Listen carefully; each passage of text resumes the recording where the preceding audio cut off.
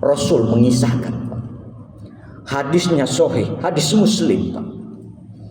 Di yaumil kiamat Allah ingin perlihatkan kepada umat manusia semuanya, ketika manusia yang cuma kejar dunia, imannya tak ada sedikit pun, dia genggam dunia ini sebesar-besarnya, bahkan seakan-akan dia kuasai dunia ini.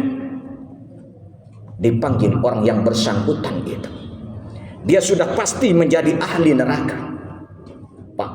Dia dapat dinikmat dunia ini, lalu Allah celupkan dia, kata Rasulullah. Allah celupkan, Pak. Celupkan itu berarti sebentar. Allah celupkan sebentar dia ke neraka, lalu Allah angkat lagi. Allah tanya kepada dia, hai anak manusia, apakah selama ini kau rasakan kenikmatan? Kau lihat kesenangan? Apa jawabnya, Pak? Wallah, demi Allah, aku tak sedikit pun pernah merasakan kenikmatan itu, ya Allah. Wallah, demi Allah, aku tak sedikit pun mendapat kesenangan itu, ya Allah.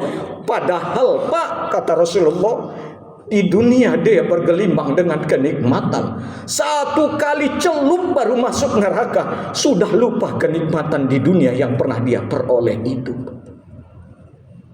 Bapak, satu lagi Rasul katakan, Allah perlihatkan kembali seorang yang paling sulit hidup di dunia, menderita hidup di dunianya, susah sesusah-susahnya, tapi dia mati dalam keadaan beriman kepada Allah Subhanahu wa Ta'ala. Dia jadi ahli sorga, Pak. Dipanggil dia, Pak, dicelup. Dalam hadis itu juga dikatakan dicelupkan dia cuma sebentar ke surganya Allah. Tak lama, Pak, dicelup. Bagaimana celup sih?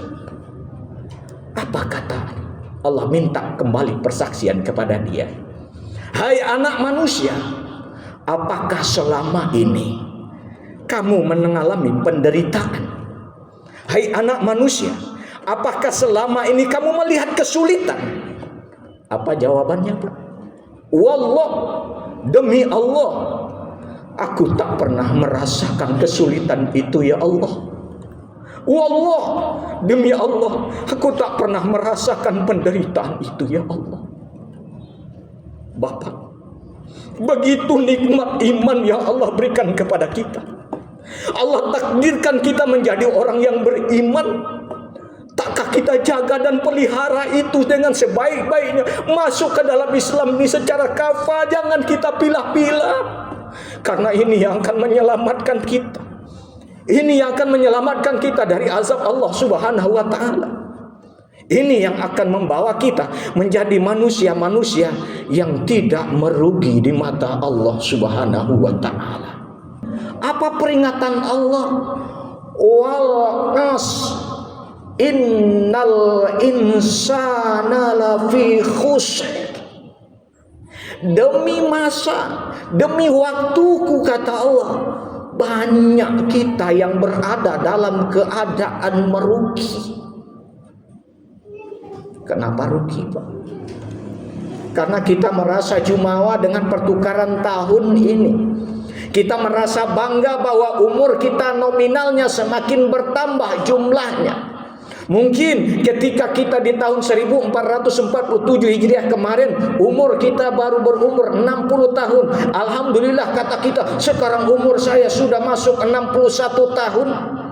Atau kemarin 70 tahun, sekarang alhamdulillah dipanjangkan umur oleh Allah, sudah 71 tahun. Bangga kita dengan itu. Padahal, Pak, sadar tidak sadar kita, pertukaran tahun itu mendekatkan kita kepada yang namanya perut bumi. Pak, kita, siapapun kita, start perjalanan kita adalah di perut ibu. Finish kita, siapapun kita, pasti di perut bumi. Star di perut ibu Allah bekali dengan iman. Finish di perut bumi, tanggung jawab kita untuk mempertahankan iman itu. Khotib ulang, star kita di perut ibu kita, Allah titipkan iman kepada kita. Alastu birabbikum qalu bala sahidna. Finish kita harus bisa mempertahankan iman kita itu kepada Allah Subhanahu wa taala. Wala tamutunna illa wa antum muslimun. Jangan kamu sekali-kali meninggalkan dunia ini, pergi dari dunia ini dalam keadaan melain kamu betul-betul masih konsisten memegang imanmu kepada aku, masih dalam keadaan orang yang beragama Islam. Itu yang diminta oleh Allah Subhanahu wa taala. Bapak dan saudara, pendek perjalanan ini ternyata. Dari perut ibu ke perut bumi 3 meter paling manter, Pak. Waktunya kata Rasul hanya antara azan dan iqamah, pendek. Namun Bapak, waktu yang pendek ini menentukan perjalanan kita. Rugikah kita? Untungkah kita? Kalau mau jadi orang merugi, hilangkan keimanan itu. Orang yang beruntung, kata Allah Subhanahu wa taala, illal ladzina amanu, kecuali mereka orang-orang yang beriman kepada Allah. Iman yang mana? Iman yang konsisten dalam bagaimana melaksanakan amal-amal soleh. Wa amilus solih, orang-orang yang beramal soleh. Iman dan amal soleh satu kesatuan yang harus kita siapkan di dunia ini.